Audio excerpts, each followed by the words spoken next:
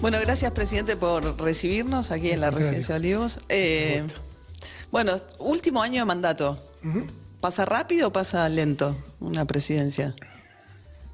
Yo supongo que va a pasar como pasó cada día de la presidencia, muy rápido. La Argentina es un país donde el reloj funciona a una velocidad increíble.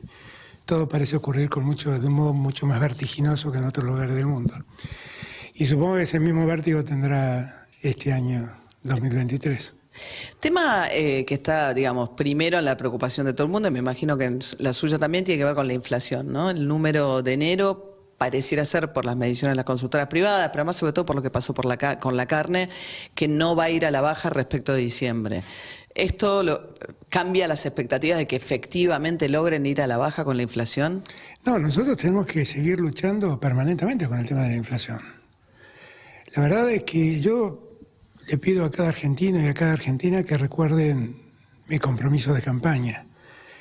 Cuando me hablaban de la inflación, yo decía, esto no se resuelve de un día para otro. Alguien que deja 54 puntos de inflación, la verdad va a exigirnos mucho tiempo y mucho esfuerzo. Y nos va a costar. Pero estamos en 95. Claro, porque en el medio se desató la guerra. Y la guerra multiplicó en otros países por 8 o por 10 la inflación que tenían. En Argentina la multiplicó casi por 2. Una inflación muy alta, multiplicada por 2, se vuelve una inflación muy alta, altísima. Ahora, termino con esto. Pelear contra eso es una cosa muy compleja. Porque, por ejemplo, ¿por qué el año pasado la carne aumentó el 60% y la inflación fue del 94%? Porque China se retiró de la compra. Y entonces hizo... No, eso es ahora. En aquel momento, como China se retiró, quedó un exceso de carne y al aumentar la oferta bajaron los precios mucho. Ahora con la sequía lo que nos faltan son ganado en pie. Y entonces la oferta es menor y los precios tienden a crecer. Lamentablemente estos problemas los estamos teniendo. Y también esto ocurre lo mismo con muchos granos, que como producto del maíz, por ejemplo, como producto de la sequía, también altera sus precios. Y yo creo que esa es nosotros estamos decididos con Sergio a llevar adelante una acción clara, contundente, donde tenemos que comprometernos todos, ¿no? Se tienen que comprometer empresarios, tiene que comprometerse el Estado, y tenemos que hacer un esfuerzo todos para que finalmente los precios empiecen a controlarse. Eso hay que hacerlo. Hay circunstancias exógenas, la guerra, y circunstancias endógenas que tienen que ver con una puja del ingreso, una puja distributiva del ingreso, donde claramente algunos están ganando muchísimo dinero y muchos otros no ganan del mismo modo. Ahora, cuando usted dice, presidente, que la inflación es psicológica o le atribuye un factor psicológico a la inflación, pareciera tirarle la responsabilidad a quienes la padecen, a la inflación. No, pero eso es porque lee Clarín. Pero si escucha todo, la historia es así. Me preguntaron exactamente cómo veía yo el problema de la inflación y alguien me preguntó si la única causa de la inflación era realmente el gasto social, el gasto público. Que me lo preguntaba claramente si estaba pensando en algún comentario que se había hecho en Brasil. Yo expliqué, como siempre digo, que hay múltiples causas que generan inflación. El déficit fiscal es una de las causas. Emitir dinero para tapar ese déficit es otra de las causas. Y en la Argentina hay una tercera causa, que en la economía se lo conoce como inflación autoconstruida, que hace que muchos pequeños formadores de precios, ante la posibilidad de que algún precio altere las reglas de su comercio, aumenten los precios. ¿De qué estoy hablando? Estoy hablando del kiosquero que escucha que podría subir la luz. Y entonces dice, me va a afectar la tarifa de luz. Entonces ya empiezo a remarcar el precio. O va a subir la nafta, va a subir el combustible, entonces van a subir todos los precios. Yo me protejo y empiezo a subirlo ya. No estoy hablando del consumidor, estoy hablando de pequeños formadores de precios. Los grandes formadores de precios arman sus cálculos y ahí hay muchos elementos que fluyen para lograr ese objetivo. Pero yo estoy hablando no del consumidor. El consumidor es una víctima. No es que el consumidor autoconstruye inflación, no es una víctima. El consumidor siempre es una víctima. Estoy hablando de los pequeños formadores de precios. Ahora, cuando usted habla de la emisión monetaria, es una pregunta que está relacionada con el anuncio esta semana del billete nuevo de 2.000 pesos.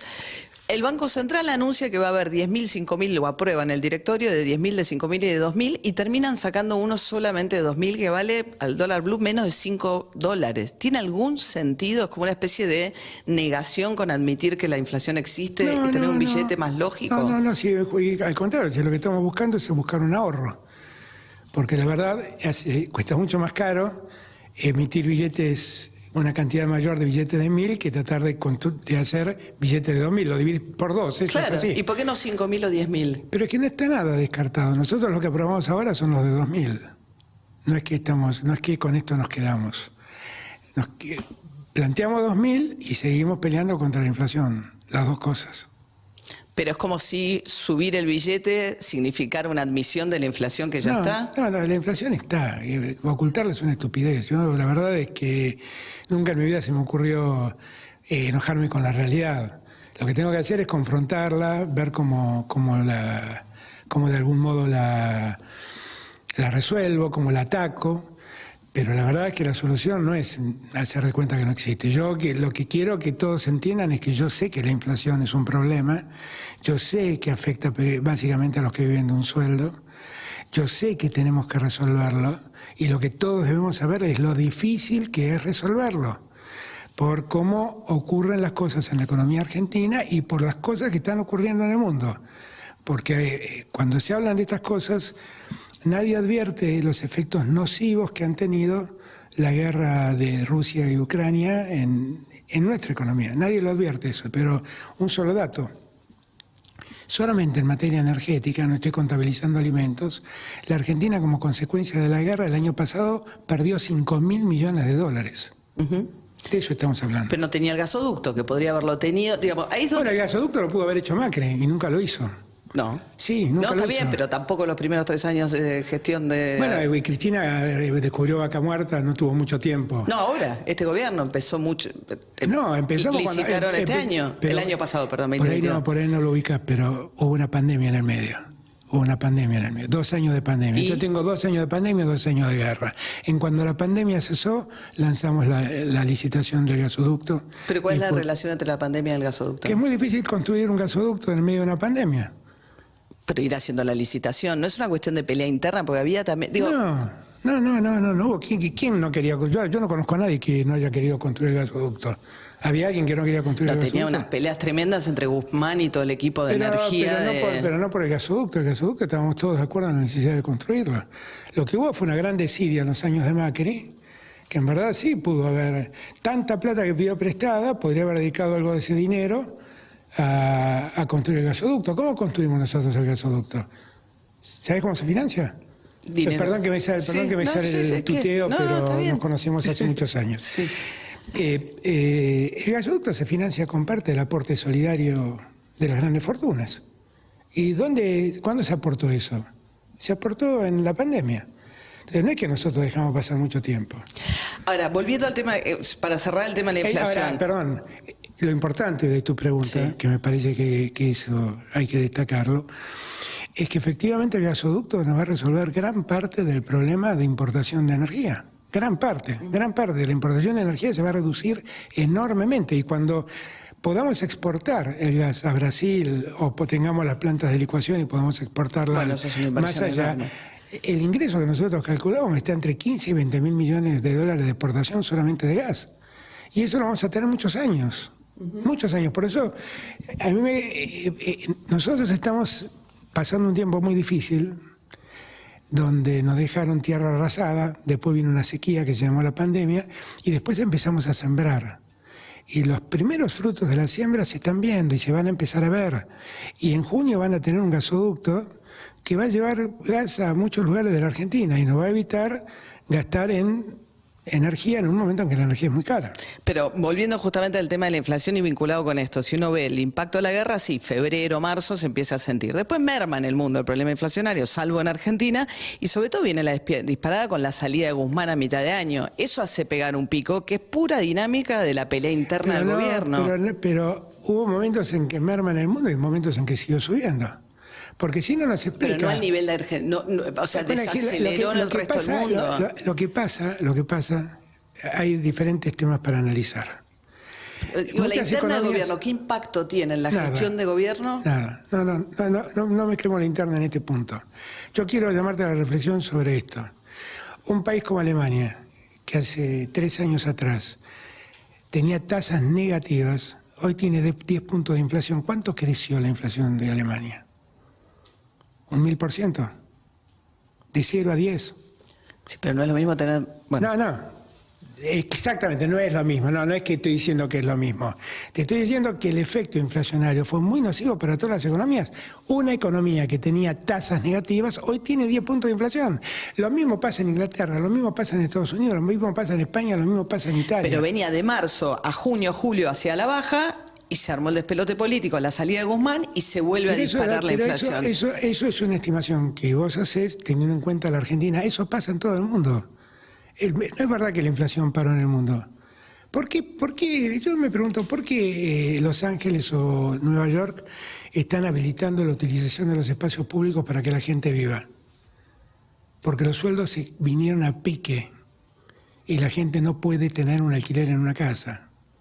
Y regulan la utilización del espacio público para que la gente viva en la calle. Eso lo vi yo en Los Ángeles cuando fui a la Cumbre de las Américas y el otro día leí un informe de la CNN que daba cuenta de eso en Nueva York. Bueno, acá el censo acaba de dar la magnitud del problema del déficit habitacional que hay en Argentina. Sin dudas. Yo la tranquilidad que tengo es que el déficit habitacional existe. Ahora, en los años de Macri se hicieron 14.000 viviendas. En lo que va de mi gestión, el lunes, hoy, entregó 85.000 viviendas, la vivienda 85.000. Eso quiere decir que yo entregué por día 73 viviendas a argentinos y argentinas de todo el país. Y a fin de marzo voy a entregar la vivienda 100.000. Y se están construyendo al mismo tiempo 150.000 viviendas más. Ahora, el déficit habitacional que existe, que ocurre, con la modestia que debo tener, la verdad no me lo achaquen a mí.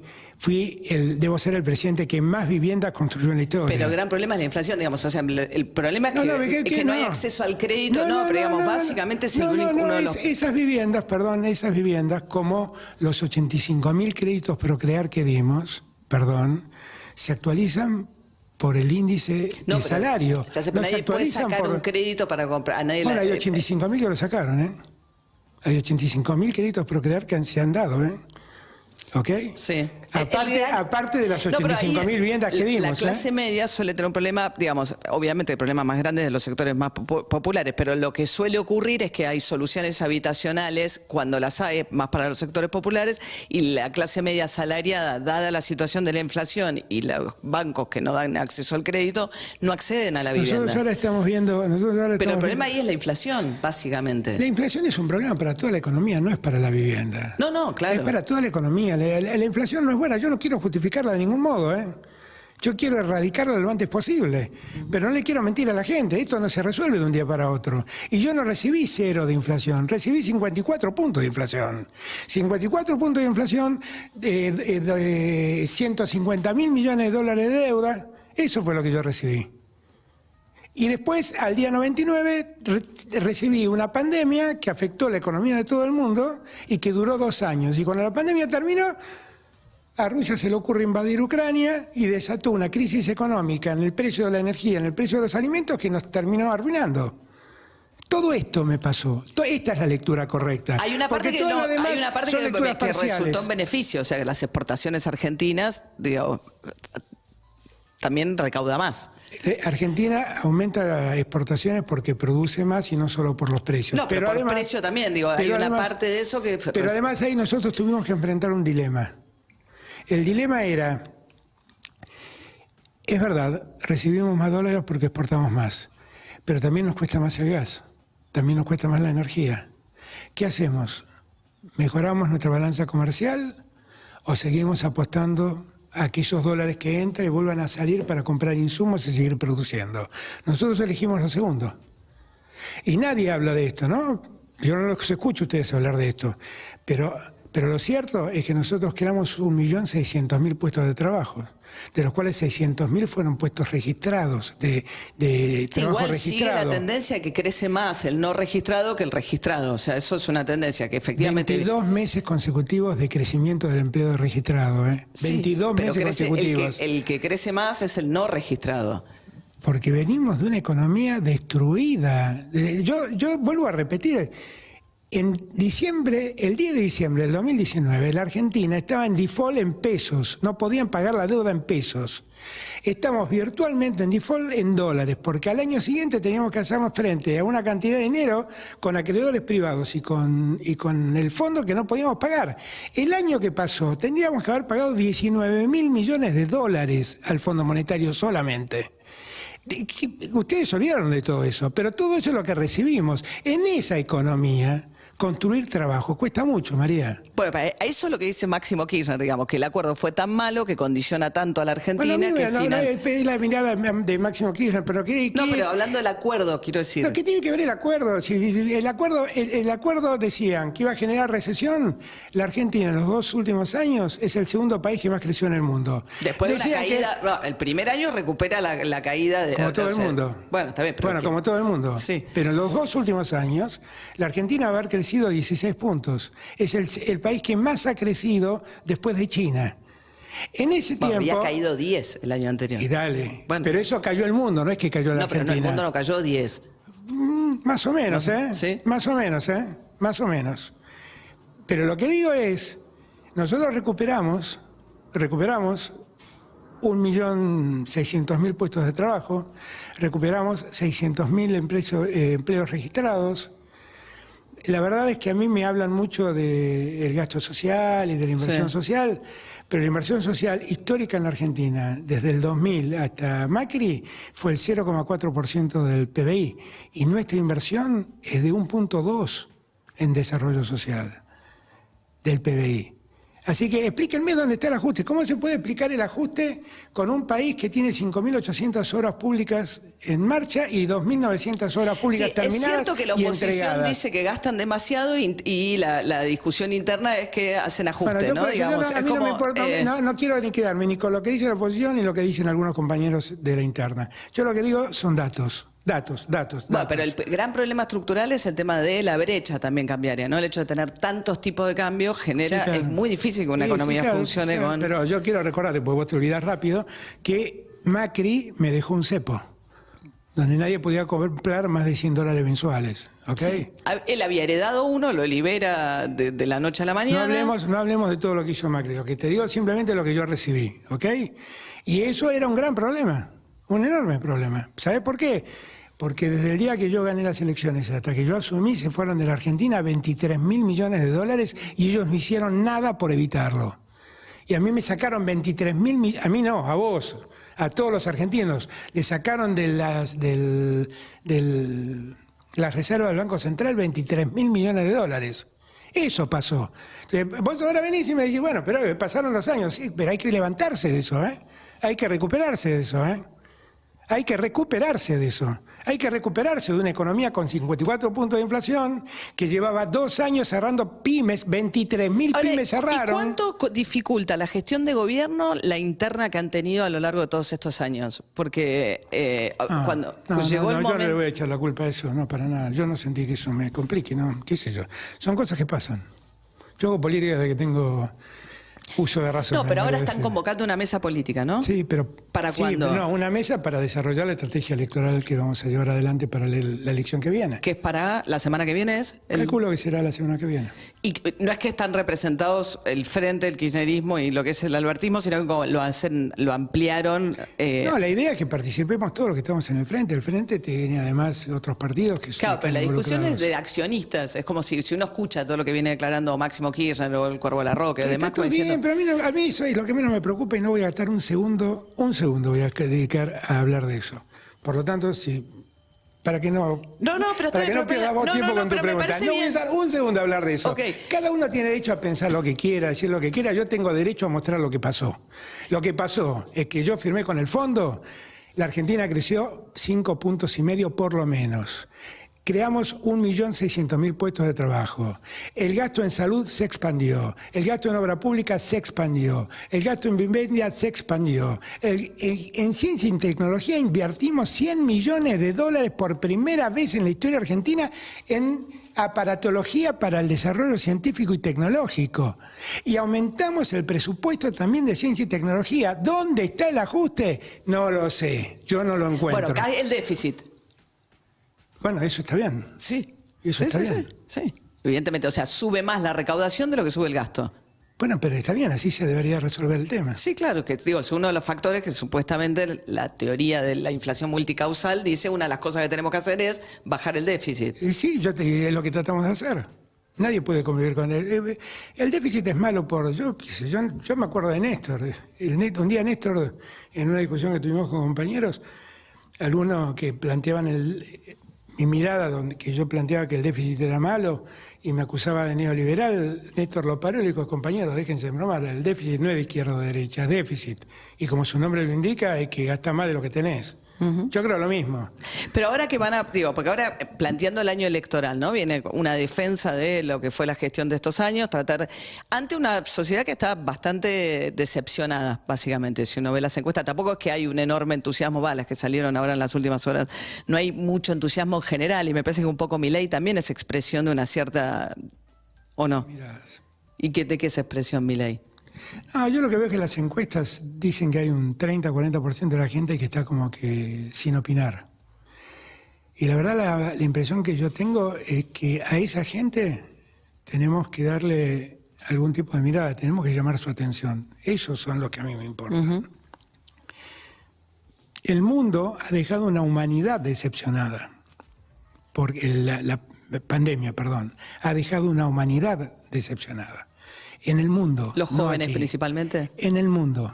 Los jóvenes también. Los jóvenes principalmente porque para ellos se alteró mucho la vida cotidiana y también porque sufrieron pérdidas.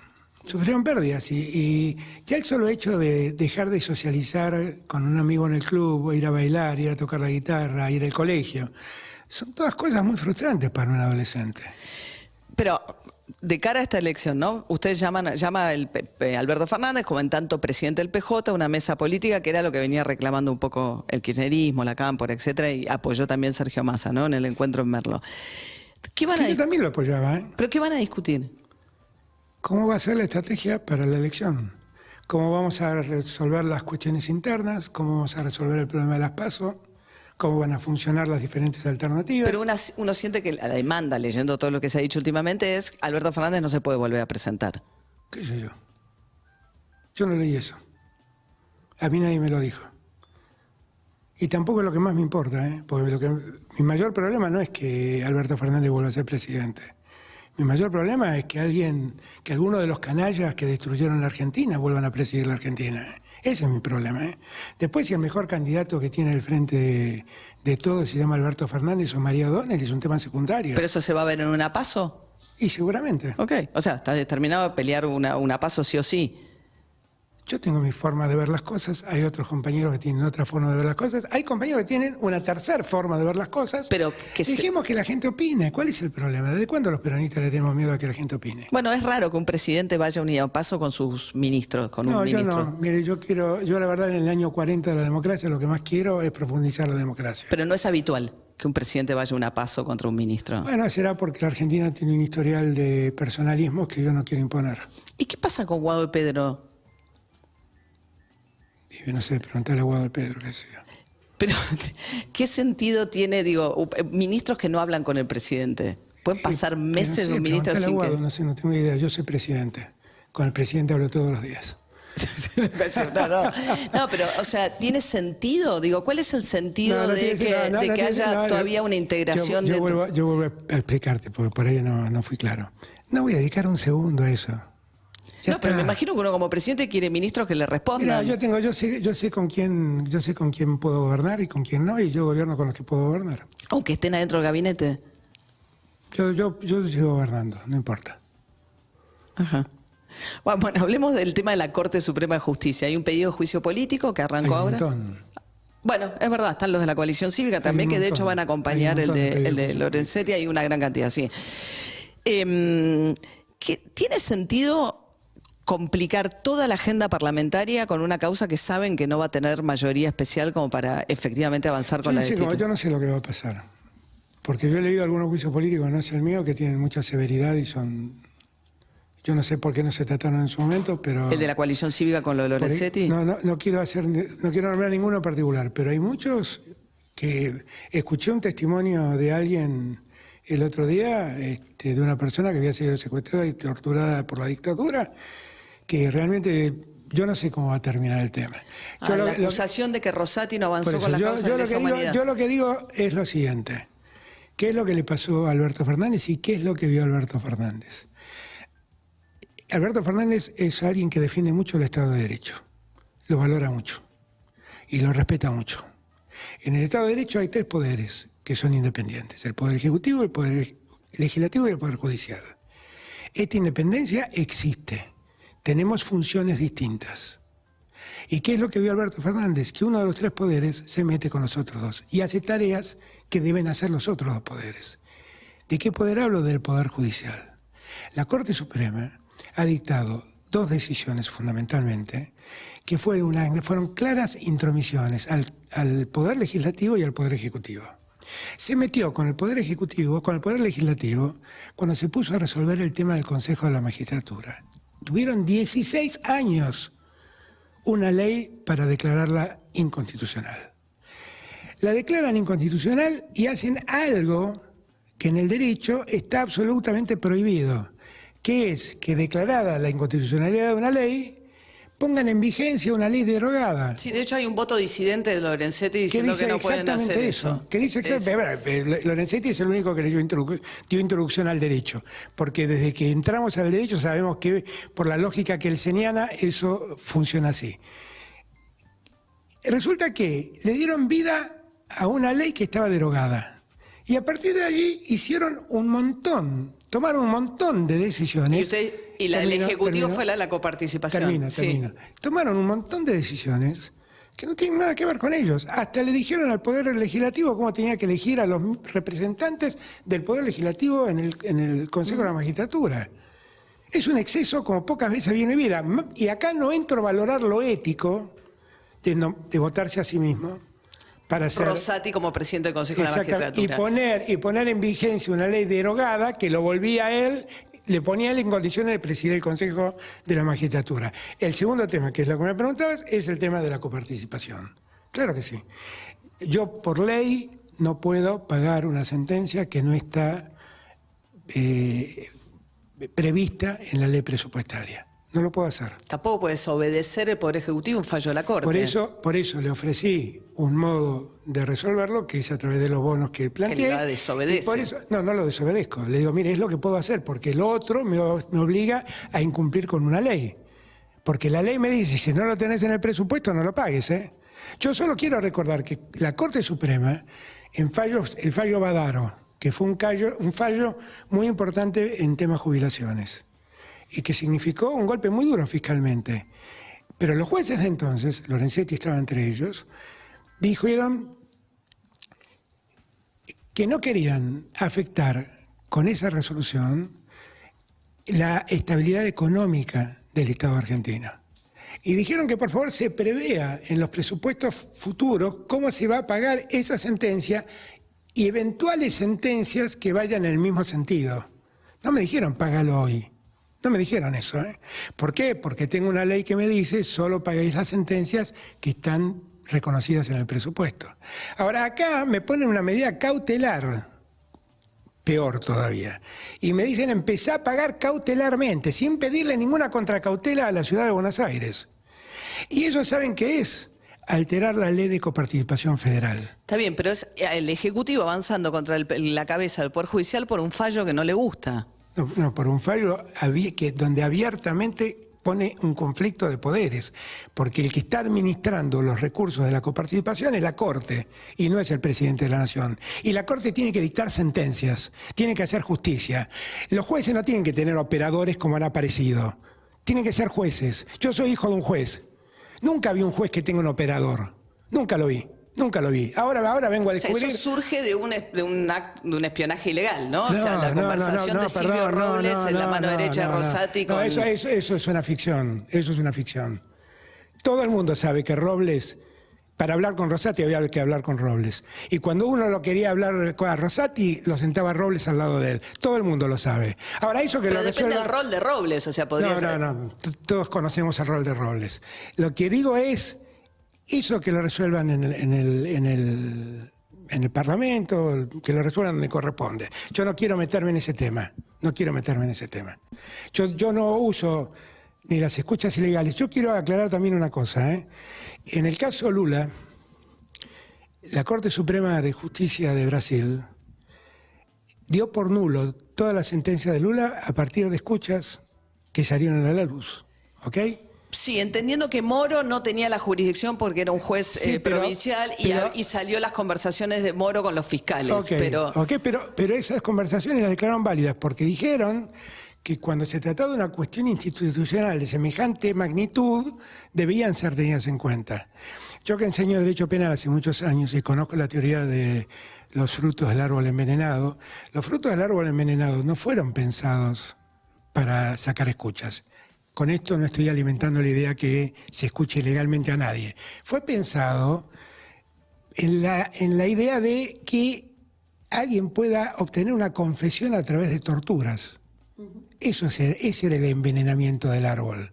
No era que bueno, pero también es razonable una conversación. Es razonable que si no está fomentando el espionaje ilegal. Por eso digo, yo lo admito, pero hay que entender para qué surgió. Y cuento el caso Lula, porque el caso Lula pone en crisis el alcance de la teoría de los frutos del árbol envenenado. Pero justamente la Corte, ¿no? Y Lula, que fue finalmente la Corte... Igual quiero aclarar, sí. Yo de los chats no hablé nada, yo en el pedido de juicio político no hablé nada de los chats, No hay un pedido de juicio político, o sea, digamos, el Ejecutivo habilitó en el tema extraordinarias... O sea, perdón. No, pero habló en el pedido que hicimos con los gobernadores, nosotros no estamos refiriéndonos a los chats, estamos refiriéndonos a la sentencia que dictó. Después de eso, después nosotros presentamos el juicio, salió un chat supuesto, porque no tengo ningún dato que confirme que es así, donde aparentemente Robles le indicaba a un secretario o un ministro, el ministro de la Reta, del gobierno de la ciudad, cómo tenían que actuar la oposición para privar al gobierno de poner a sus legítimos representantes en el Consejo. Bueno, y cómo debían actuar en el tema coparticipación. Eso surgió después. Yo no lo sabía eso. Ahora, tampoco lo considero. Yo lo que digo claramente es que ha habido un exceso, no uno, dos, 3 o 4, porque en el Consejo de la Magistratura hubo varios fallos, donde la Corte se excedió en su capacidad republicana. Ella no está ni para legislar sobre el Consejo de la Magistratura, ni para designar los representantes del Congreso ante el Consejo de la Magistratura, ni para resolver cómo administra la coparticipación el Poder Ejecutivo Nacional. Pero pretender barrer a los 4 integrantes de la Corte juntos, son los que firman la sentencia. ¿Es republicano? Es que son los que firman la sentencia. Porque la sentencia... ¿Por una sentencia? No, por varias. Estoy diciéndote que son 3 o 4. Quiero ir a un tema... Yo quiero que entendamos una cosa. Igual no va a pasar.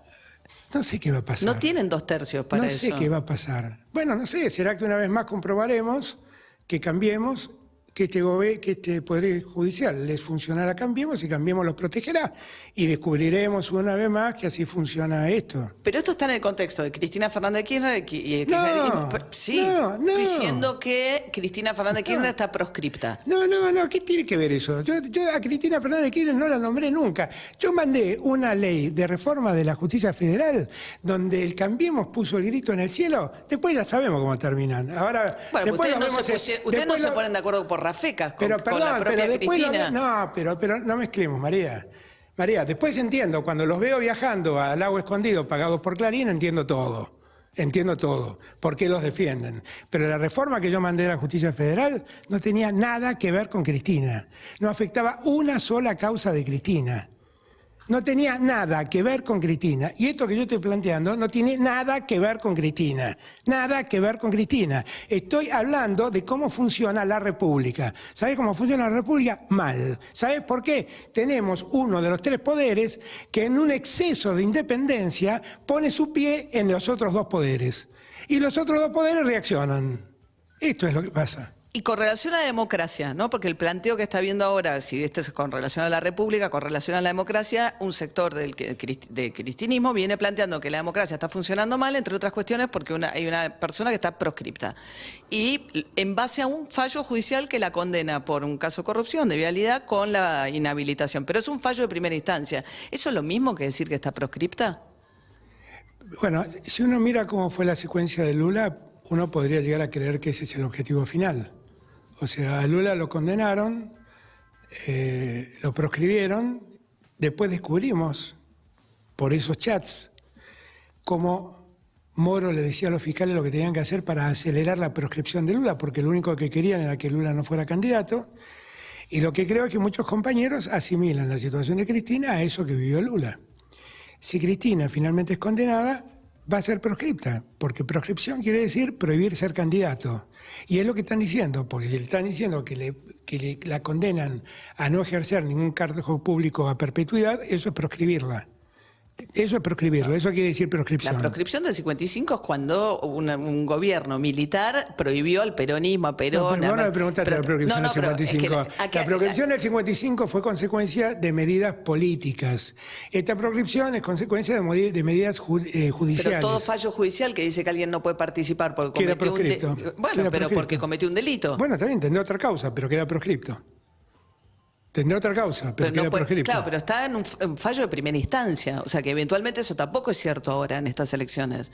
Cristina fue muy clara, no demos vueltas. Cristina lo que dijo es, anímense a meterme presa. Eso fue lo que dijo.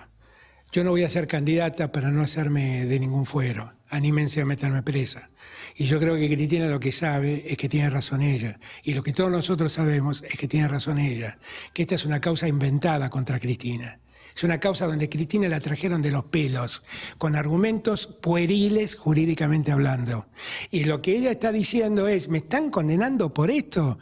Anímense a meterme presa, yo no voy a buscar más fueros. Eso fue lo que dijo Cristina. ¿Y no va a ser candidata entonces? No sé, eso es una decisión de Cristina, pero lo que dijo Cristina fue eso. ¿Repetiría en fórmula? ¿Qué sé yo, María? Si no puedo... ¿O hablamos del pasado o hablamos del futuro? No, bueno, estamos... estamos hablando del pasado. No sé. No, yo lo que creo es que nosotros en verdad la responsabilidad que tenemos es con la gente. Y nuestra preocupación tiene que ser la gente, tiene que ser cada ciudadano y cada ciudadana que sabemos que le está costando mucho. Y esa es nuestra preocupación. Esa es nuestra preocupación. Yo sé que con Cristina tengo diferencias, tenemos miradas diferentes, pero también sé que los dos queremos lo mismo. Mirá, estaba leyendo un libro que te comentaba de Juan Manuel Abal Medina. Sí. Padre, sí, claro. Que se llama Conocer a Perón. Y es impactante leer las cartas de Perón en el año 72, llamando a la unidad de las fuerzas populares, porque hay que acordarse que la ANUCE había puesto la cláusula del balotaje. Y entonces había que sacar el 50%, y Perón sentía que no se llegaba al 50%. Para el triunfo Cámpora. Exactamente, sentía que no se llegaba al 50%. Y hay una carta de Perón que se publica en una revista que entonces llamaba Las Bases, donde Perón dice, miren, todos sabemos que el frente que estamos formando es absolutamente heterogéneo. Todos sabemos que tenemos diferencias entre nosotros, pero lo que tenemos que tener es un común denominador, que es no permitirle a los que tanto daño le hicieron a la Argentina que ellos vuelvan a repetir eso. Yo lo leía y pensaba, qué locura, ¿no? Con Perón en vida, con lo que representó Perón. Perón se daba cuenta de eso, ¿cómo no nos vamos a dar cuenta nosotros de eso? Pero ese fue un gobierno que terminó fagocitado el peronismo por sus propias internas también. Cada uno tiene su lectura, pero yo te estoy hablando de un Perón de 78 años, que volvía a una Argentina tratando de resolver los problemas que la Argentina tenía, incluida la violencia política. Sí. Y era un momento después se dispara la inflación. Y venía con una fortaleza que le permitió sacar el 60% de los votos. Y con esa fortaleza pensaba con esta tenía esta posición. Entonces, lo que yo digo es, finalmente nosotros podemos tener diferencias. Lo que no tenemos es derecho a dividirnos. Lo que tenemos, Pero tienen que poder derecho... encontrar una forma de estar juntos. Sí, sí, estamos juntos. Estamos juntos, no estamos separados. Acá nadie rompió un bloque, acá nadie se fue. Acá estamos juntos, con diferencias. Claro, ¿Qué rol tiene Massa en eso? ¿Qué rol tiene Massa? ¿Qué ha cumplido? No, yo creo que Sergio ha sido muy valioso en este tiempo como ministro de Economía y ha sido siempre muy valioso. Yo la verdad es que tengo una eterna gratitud hacia él porque cada vez que enfrenté conflictos internos difíciles, siempre estuvo al lado mío ayudándome. Nunca se paró enfrente a tirarme piedras. Yo solo tengo gratitud a Sergio. Solo gratitud. ¿Y puede ser él mismo un candidato en caso de que la economía se acomode un poco? Puede ser, ¿por qué no? Yo no sé quién puede ser el candidato. No sé si lo seré yo, si será otro, no lo sé. Yo lo que creo es que hay que acordarse de lo que dijo Perón. El problema es que vuelvan los que destruyeron la patria. Eso es lo que no nos va a perdonar el pueblo. Y después que nos represente el que en mejores condiciones esté. ¿Vos Igual, te creés, María? ¿No mucho reducir todos los María? problemas a los 4 años de Macri? Después de 12, digo, si uno... No, mirá, los 4 años de Macri fueron 4 años singulares, 4 años pues reducir, digo, de estos últimos años fueron 12 años de gobierno peronista más 4, sí, 16. Claro, pero vos mirás el resultado de los 12 años y no tienen nada que ver. O sea, entre otras cosas, Macri no recibió un centavo de deuda. En dólares. No recibió. Muy la poco, Argentina, pero la en pesos Argentina, sí. La Argentina, si yo no me equivoco, la deuda en dólares total Sí, cambió mucho la representaba denominación. el 18% el 13% del PBI. Éramos el país con más baja deuda en ese sentido. Lo que hizo Macri fue dantesco, te digo francamente, no fue una cosa para olvidar fácilmente. En muchos órdenes fue dantesco.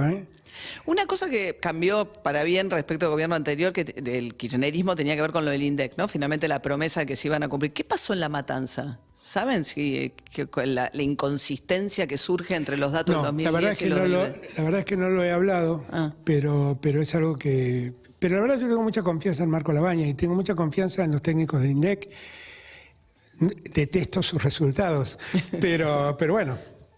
Algunos. Es lo que es, Sí. es lo que es. Digo, no me enojo con el diagnóstico, es lo que tengo.